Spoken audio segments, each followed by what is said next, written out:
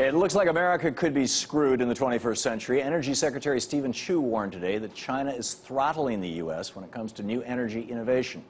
As far as world markets go, the Chinese are responsible for manufacturing more than 20% of high-tech exports. The U.S., less than 15%.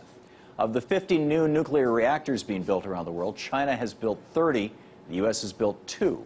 And when it comes to clean and efficient travel, China has 5,612 miles of high-speed rail under construction, a world record.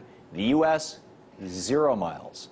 Last year, more than half of all U.S. patents went to foreign countries. We're simply not innovating anymore as a country. China, on the other hand, ranks 5th in collecting international patents. And finally, the U.S. company Applied Material. It's an American company. Just built the world's largest solar energy research and development facility. Guess where they built it? China.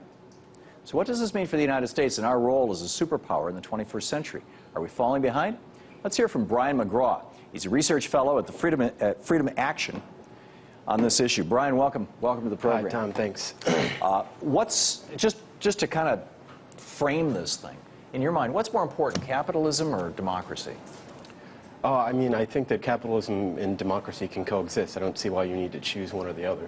China's doing really well. They've got a communist autocracy and a thriving capitalist doing very well, economy. I mean, if you look at growth in China, I think over the past couple of decades, most of it has come from embracing a much more capitalistic, allowing markets to function. No, I'm agreeing with them. And, it worked well for Mussolini, too. Capitalism was great. It worked well for Franco in Spain.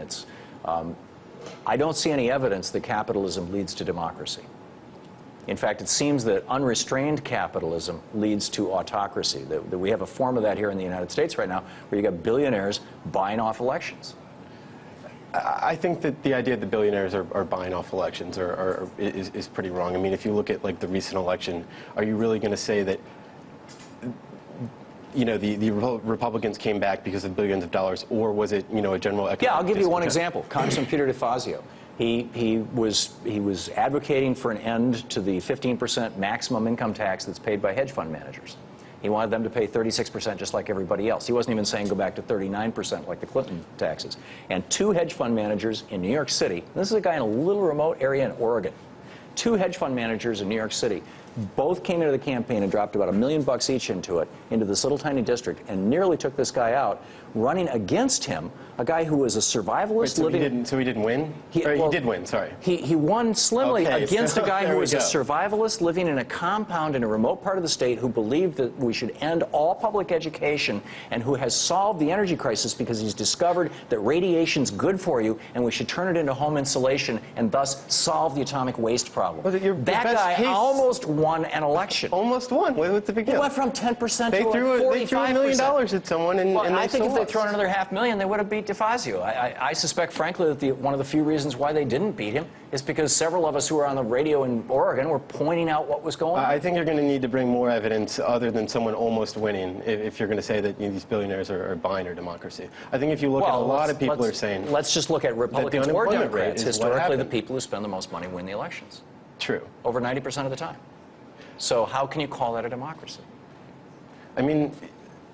Okay, so this is getting into a slightly different issue, but if you look at, I mean, what are they spending money on? Radio ads, right? TV ads, etc. Okay. So, I mean, they're pushing what they believe in. They're influencing people. I mean, people are, I mean, is America so dumb that they're watching these things and being, manipulated or confused? Or I don't think that Americans are dumb. I think that they're busy.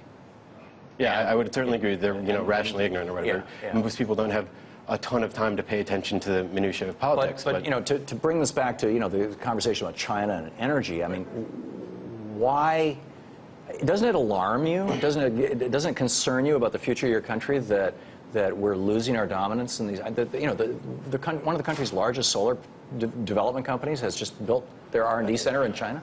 The thing is, China, yeah, they're spending, tons and billions of dollars on renewable energy, but where is China still getting the majority of its energy from? Why? Coal.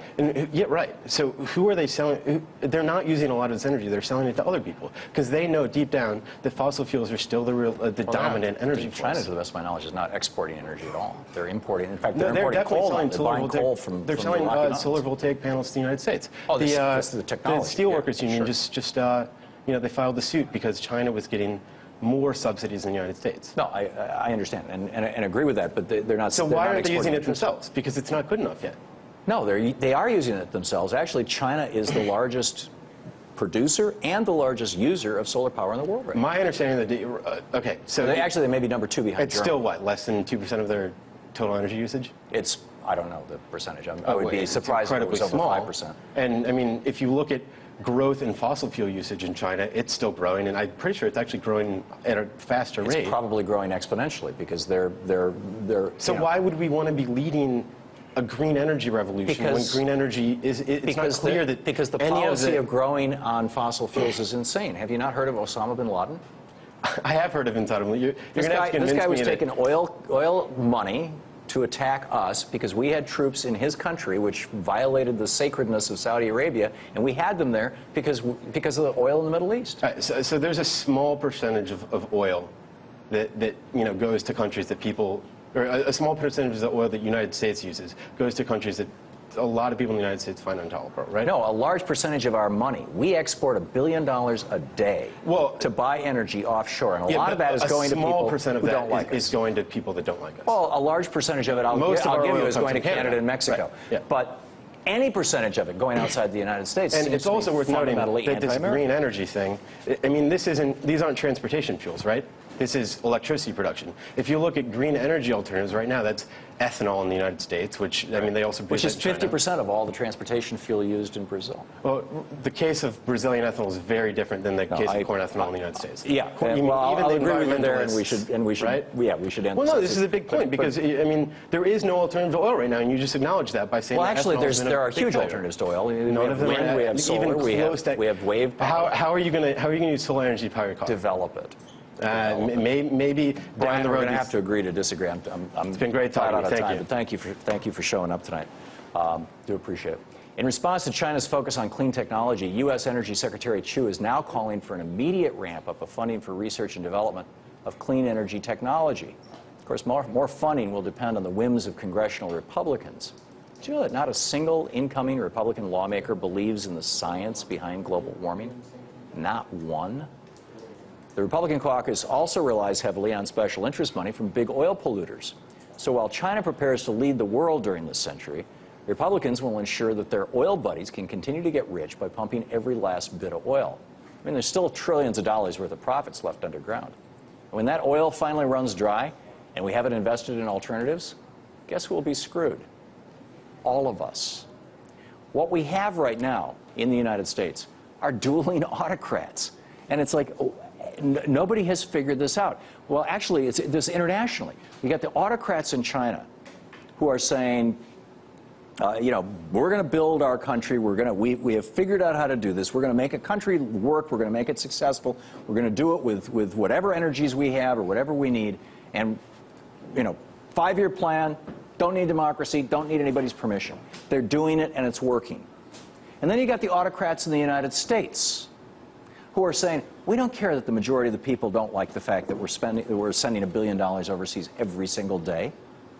We're gonna keep the United States reliant on fossil fuels. So you got the Chinese autocrats building their nation, the U.S. autocrats building their own wealth, and what's left out in the cold? Democracy. Democracy. It's toast to a large extent in the United States. It's becoming a caricature of itself. The Chinese are carefully regulating capitalism, but in the U.S., capitalists have captured much of our government. And this, the example I gave to Brian with Peter DeFazio, I think is a great example of this. We need to reassert the Sherman Antitrust Act. We know how to do this. We did this for, right up until Reagan in 81 or 82 stopped enforcing the Sherman Antitrust Act. Reassert the Sherman Antitrust Act, and probably by amending the Constitution, let's roll back some of these decisions from the Supreme Court that have said that corporations have the same rights as human beings. It's time to end corporate personhood.